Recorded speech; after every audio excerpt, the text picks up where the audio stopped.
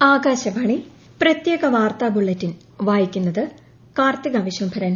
പ്രധാനമന്ത്രി നരേന്ദ്രമോദിയുടെ ത്രിരാഷ്ട്ര പര്യടനത്തിന് തിങ്കളാഴ്ച തുടക്കമാകും.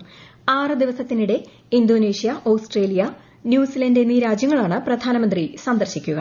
ഇന്ത്യ ഇന്തോനേഷ്യ ഉഭയകക്ഷി ബന്ധം ശക്തിപ്പെടുത്തുന്നത് സംബന്ധിച്ച ചർച്ചകൾ സന്ദർശനത്തിന്റെ ഭാഗമായി നടക്കുമെന്ന് വിദേശകാര്യ മന്ത്രാലയം അറിയിച്ചു. പ്രധാനമന്ത്രി നരേന്ദ്രമോദി നാളെ രാജസ്ഥാനും ഗുജറാത്തും സന്ദർശിക്കും. രാജ്യത്തിന്റെ വ്യോമയാന, ഊർജ്ജ, സെമി കണ്ടക്ടർ മേഖലകൾക്ക് കരുത്തു പകരുന്ന വിവിധ വികസന പദ്ധതികൾക്ക് അദ്ദേഹം ഇരു സംസ്ഥാനങ്ങളിലുമായി തുടക്കം കുറിക്കും. ഇലക്ട്രിക് വാഹനങ്ങൾക്ക് സുരക്ഷാ ഭീഷണിയുണ്ടാക്കുന്ന 3 മൊബൈൽ ആപ്ലിക്കേഷനുകൾ ഗൂഗിൾ പ്ലേ സ്റ്റോറിൽ നിന്നും ആപ്പിൾ ആപ്പ് സ്റ്റോറിൽ നിന്നും അടിയന്തരമായി നീക്കം ചെയ്യാൻ കേന്ദ്ര സർക്കാർ നിർദ്ദേശം.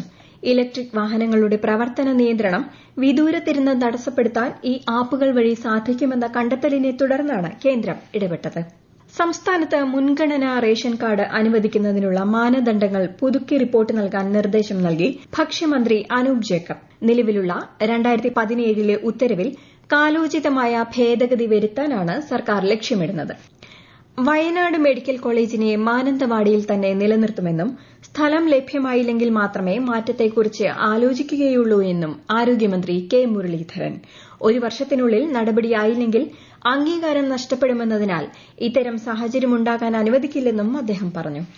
തമിഴ്നാട് തിരുവള്ളൂരിൽ മത്സ്യ സംസ്കരണ യൂണിറ്റിലെ അമോണിയ ചോർച്ചയെ തുടർന്ന് ചികിത്സയിലായിരുന്ന 3 മലയാളികളെ നാളെ തിരികെ നാട്ടിലെത്തിക്കുമെന്ന് തൊഴിൽ മന്ത്രി ബിന്ദു കൃഷ്ണ. ജൂൺ 21-നാണ് ഇവരെ ആശുപത്രിയിൽ പ്രവേശിപ്പിച്ചത്. പാർലമെന്റിന്റെ മൺസൂൺ സമ്മേളനത്തിന് മുന്നോടിയായി കേരളത്തിൽ നിന്നുള്ള എംപിമാരുടെ സമ്മേളനം ഈ മാസം 9-ന് തിരുവനന്തപുരത്ത് ചേരും. സംസ്ഥാനവുമായി ബന്ധപ്പെട്ട വിവിധ വിഷയങ്ങളും പാർലമെന്റിൽ ഉന്നയിക്കേണ്ട കാര്യങ്ങളും സമ്മേളനത്തിൽ ചർച്ച ചെയ്യും. സംസ്ഥാനത്ത് 6 പേർക്ക് ഇന്ന് ഷിഗല്ല സ്ഥിരീകരിച്ചു. തിരുവനന്തപുരം, തൃശൂർ, മലപ്പുറം, കോഴിക്കോട്, വയനാട്, കണ്ണൂർ ജില്ലകളിലാണ് ഇന്ന് രോഗബാധ സ്ഥിരീകരിച്ചത്.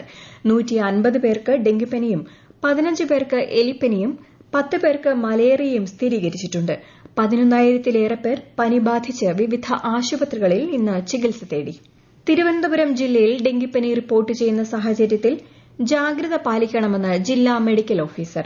പ്രതിരോധത്തിന്റെ ഭാഗമായി വെള്ളിയാഴ്ച ദിവസങ്ങളിൽ വിദ്യാഭ്യാസ സ്ഥാപനങ്ങളിലും ശനിയാഴ്ച തൊഴിലിടങ്ങളിലും ഞായറാഴ്ചകളിൽ വീടുകളിലും ഡ്രൈ ഡേ ആചരിക്കണമെന്നും ഡിഎംഒ അഭ്യർത്ഥിച്ചു. ഫിഫ ലോകകപ്പ് ഫുട്ബോൾ നോക്കൌട്ട് മത്സരത്തിൽ ഓസ്ട്രേലിയ ഇന്ന് ഈജിപ്തിനെ നേരിടും. രാത്രി 11:30-നാണ് മത്സരം ആരംഭിക്കുക. നാളെ പുലർച്ചെ 3:30-ന് നടക്കുന്ന മത്സരത്തിൽ ലോക ചാമ്പ്യന്മാരായ അർജന്റീന നവാഗതരായ കാബോ വെർദെയെ നേരിടും. കൊളംബിയ ഘാന മത്സരം നാളെ രാവിലെ 7 മണിക്കാണ്. 5 മത്സരങ്ങളുള്ള ഇന്ത്യ ഇംഗ്ലണ്ട് 2020 ക്രിക്കറ്റ് പരമ്പരയിലെ 2ാം മത്സരം നാളെ നടക്കും. രാത്രി 7-ന് മാഞ്ചസ്റ്ററിലാണ് മത്സരം. ആദ്യ മത്സരം മഴ മൂലം ഉപേക്ഷിച്ചിരുന്നു. സെൻസസിന്റെ ഭാഗമായി വീടുകളിലെത്തിയുള്ള വിവരശേഖരണം പുരോഗമിക്കുന്നു. കേരളത്തിൽ ഈ മാസം 30 വരെയാണ് സെൻസസിന്റെ ആദ്യഘട്ട പ്രവർത്തനങ്ങൾ നടക്കുക. വീടുകളുടെ സെൻസസും പട്ടിക തയ്യാറാക്കലും ഈ ഘട്ടത്തിൽ നടക്കും. 2027 ഫെബ്രുവരിയിലാണ് 2ാം ഘട്ടമായ ജനസംഖ്യാ കണക്കെടുപ്പ്. കർക്കടകവാവ് ബലിതർപ്പണ ചടങ്ങുകൾക്കായുള്ള ഒരുക്കങ്ങൾ വിലയിരുത്തുന്നതിന് വിവിധ വകുപ്പുകളിലെ ഉദ്യോഗസ്ഥരുടെ യോഗം തിരുവനന്തപുരത്ത് ചേർന്നു. ബലിതർപ്പണ ചടങ്ങുകളോടനുബന്ധിച്ചുള്ള സുരക്ഷാ ക്രമീകരണങ്ങൾ, ഗതാഗത സൌകര്യങ്ങൾ എന്നിവ ചർച്ചയായി. കേരളത്തിൽ ശക്തമായ മഴ തുടരും. തിരുവനന്തപുരം, കൊല്ലം, ആലപ്പുഴ ഒഴികെ എല്ലാ ജില്ലകളിലും നാളെ മഞ്ഞ ജാഗ്രതയാണ്. കേരള, ലക്ഷദ്വീപ് തീരങ്ങളിൽ ഇന്നും നാളെയും, കർണാടക തീരത്ത് ചൊവ്വാഴ്ച വരെയും മത്സ്യബന്ധനത്തിന് വിലക്കേർപ്പെടുത്തി. നെല്ലിയാമ്പതി ചുരത്തിൽ രാത്രികാല ഗതാഗതത്തിനും വിനോദസഞ്ചാരത്തിനും പാലക്കാട് ജില്ലാ കളക്ടർ കർശന നിയന്ത്രണം ഏർപ്പെടുത്തി.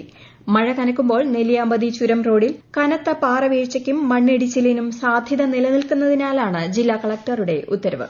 ഓപ്പറേഷൻ തൂഫാന്റെ ഭാഗമായി ആഭ്യന്തരമന്ത്രി രമേശ് ചെന്നിത്തലയുടെ നേതൃത്വത്തിൽ ലഹരി വിരുദ്ധ ബഹുജന റാലി പെരുമ്പാവൂരിൽ നടന്നു.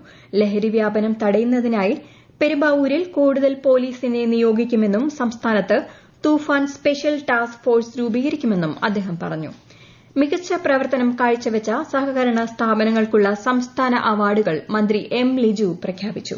പെരിന്തൽമണ്ണ അർബൻ സഹകരണ ബാങ്ക്, കാസർഗോഡ് കാർഷിക ഗ്രാമവികസന ബാങ്ക്, നന്മണ്ട സഹകരണ റൂറൽ ബാങ്ക് എന്നിവ വിവിധ വിഭാഗങ്ങളിൽ 1ാം സ്ഥാനം സ്വന്തമാക്കി. പ്രത്യേക വാർത്താ ബുള്ളറ്റിൻ കഴിഞ്ഞു. അടുത്ത വാർത്താ പ്രക്ഷേപണം നാളെ രാവിലെ 6:45-ന്.